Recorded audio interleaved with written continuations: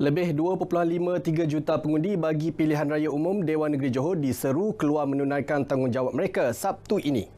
Setiausaha Suruhanjaya Pilihan Raya SPR, Datuk Ikmaluddin Ishak menasihatkan pengundi keluar mengundi mengikut cadangan masa menerusi aplikasi My SPR Semak dan tidak mengundi pada saat-saat akhir. Bagaimanapun, mereka masih boleh keluar mengundi bermula 8 pagi hingga 6 petang atau waktu yang diwartakan di pusat mengundi masing-masing. Pengundi digalakkan membuat semakan awal sebelum hari mengundi menerusi pelbagai saluran disediakan SPR. Mereka disaran mencatat dan menyimpan maklumat seperti pusat mengundi, saluran mengundi dan nombor bilangan pemilih. Datuk Ikmaluddin turut menasihati pengundi sentiasa mematuhi semua undang-undang, peraturan dan garis panduan khas pencegahan COVID-19 pada hari mengundi nanti. SPR menyeru pengundi pos menghantar undi mereka menggunakan saluran kurier yang sah dan dijamin keselamatannya. Ini bagi memastikan undi pos yang dikembalikan ke alamat pegawai pengurus pilihan raya selamat sampai tidak lewat dari pukul 5 petang pada hari mengundi. Jelas SPR pihaknya telah menjalin kerjasama dengan Pos Malaysia dalam urusan penghantaran kertas undi borang 2 sampul A dan B kepada pengundi yang memohon sebagai undi pos bagi PRU Dewan Negeri Johor. Ini selaras dengan peruntukan bawah Peraturan 9, Peraturan Pilihan Raya Pengundian Pos 2003. Dalam perkembangan berkaitan, kira-kira 5,000 kertas undi pos pengundi yang bekerja di Singapura dikumpul sukarelawan Wanted Media dan dihantar ke Johor menerusi laluan perjalanan lengkap vaksin VTL darat. Kertas undi pos dibawa secara berperingkat sejak 6 Mac selepas dikumpul dari 5 bahagian di Republik itu sebelum disatukan untuk dihantar ke Johor.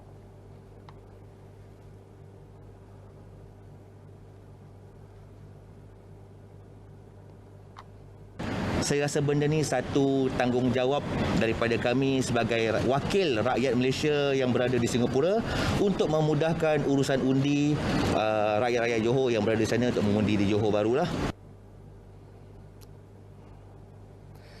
Proses berkempen di Dewan Negeri Bukit Kepong membuka ruang untuk memahami masalah yang dihadapi akar umbi. Calon Barisan Nasional BN Ismail Mohamed optimis dapat menyelesaikan isu berkenaan jika diberi mandat untuk melaksanakan tanggungjawabnya di kawasan itu. Beliau melaksana pelbagai kaedah untuk menyantuni pengundi di Dewan Negeri itu ketika ini.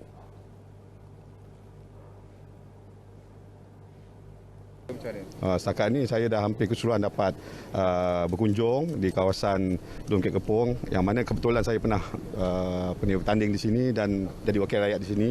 Sedikit saya mengetahuilah selok-belok. Cuma perjumpaan yang sangat akhir ini lebih pada kecil-kecilan lah. Kata orang mendekati pengundi-pengundi yang saya belum dapat dekati. Tambahnya, 5 perkampungan orang asli di Bukit Kepong turut menyambut baik parti itu. Beliau ditemui ketika melawat Felkra Bukit Kepong. Turut turun padang Khairi Jamaluddin. Lain padang, lain belalang. Pelbagai strategi disusun bagi meraih undi di Johor. Kempen secara konvoi salah satu daripada inisiatif dilakukan calon muda N44 Lakin Rashid Abu Bakar. Fokus hari ini adalah untuk menampakkan visibility lah di keliling Lakin, di kawasan-kawasan yang mana ada semua PDM yang ada. Kami pun dah naikkan billboard malam tadi dan sebagainya, dan kami akan melawat pusing ke semua kawasan billboard untuk menunjukkan persokongan dari orang ramai terhadap kami itu. Dalam pada itu, calon Perikatan Nasional Kerusi Kota Iskandar Samsudin Ismail menyifatkan kempen secara bersemuka lebih dekat di hati rakyat. Perjumpaan secara fizikal ni sebenarnya dia lebih menyentuh, lebih touching, lebih dekat dengan hati pengundi berbanding dengan kempen-kempen dalam online. Kita tak terasa dia punya aura dia tu, tak ada. Johor menyumbang 61% kepada pengeluaran nenas negara dengan keluasan tanaman lebih 10,000 hektar. Pengeluaran hasil pula kira-kira 65% atau 250,000 tan metrik setahun. Dasar Agro Makanan Negara 2.0 membantu merancangkan lagi industri nenas. Perinciannya bersama Nur Akila Arba'in.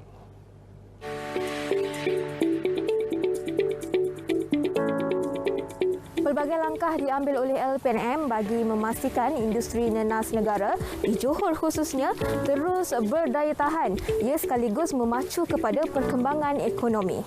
Ia termasuk membantu pekebun dan juga pengusaha industri hiliran dalam sektor ini dengan teknologi dan pembangunan pertanian terkini seiring dengan perkembangan era digital. 3,286 petani di Johor terlibat dengan tanaman nanas. Keluang, daerah terbesar tanaman nanas, berkeluasan lebih 3,000 hektar. Diikuti Batu Pahat dan Pontian, masing-masing lebih 1,000 hektar. Lembaga Nenas juga mengambil inisiatif untuk melaksanakan pendekatan-pendekatan yang berus pada revolusi industri perindustrian itu dengan memperkenalkan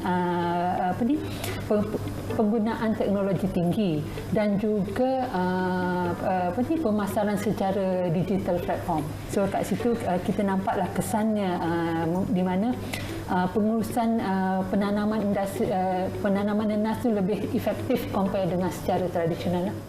Secara keseluruhan, jumlah ekspor nanas negara pada suku ketiga tahun lepas sebanyak 802 juta ringgit berbanding 641 juta ringgit sepanjang 2020.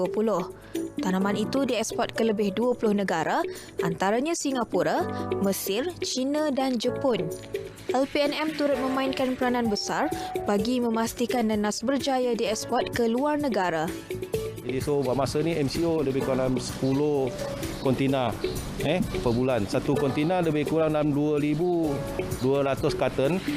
Satu karton lebih kurang 10 kilo. Jadi total satu kontainer mana dalam 18,000 biji buah yang kita akan hantar untuk setiap kontainer.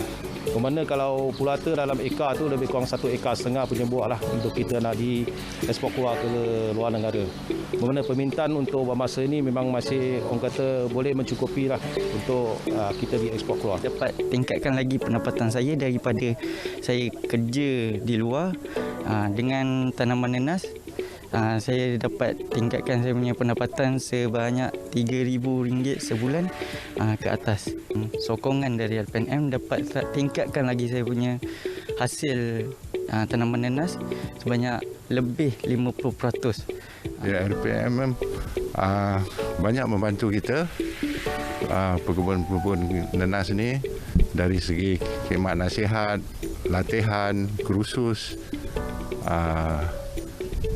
input-input pertanian seperti baja, racun dan sebagainya.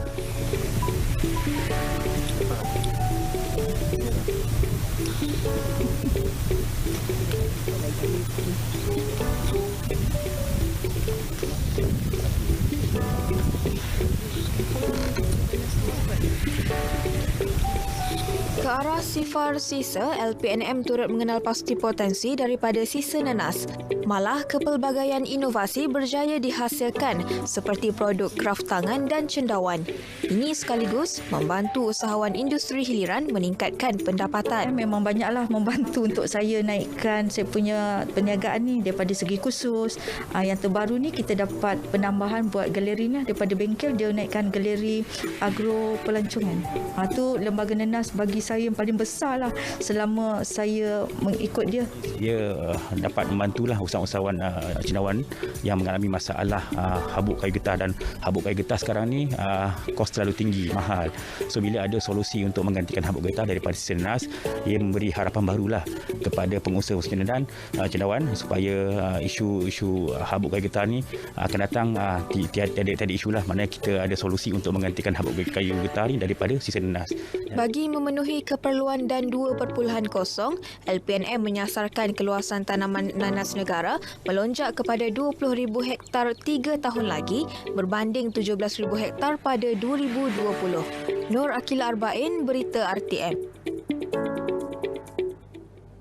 Peruntukan sebanyak 4.5 juta ringgit oleh pihak berkuasa Kemajuan Pekebun Kecil Perusahaan Getah RISDA bakal memanfaatkan seramai 3,789 pekebun kecil RISDA bagi negeri Johor.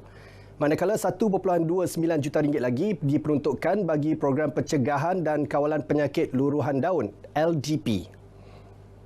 Jelas Timbalan Menteri Pembangunan Luar Bandar Datuk Seri Abdul Rahman Mohamad, insentif berkenaan bagi membantu meningkatkan produktiviti getah pekebun kecil di negeri ini.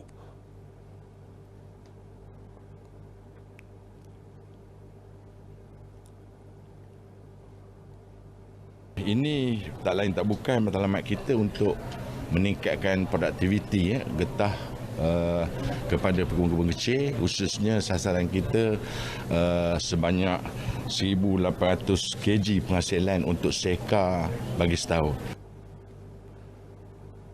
Beliau berkata demikian dalam majlis penyampaian bantuan pembangunan pekebun kecil daerah Segamat.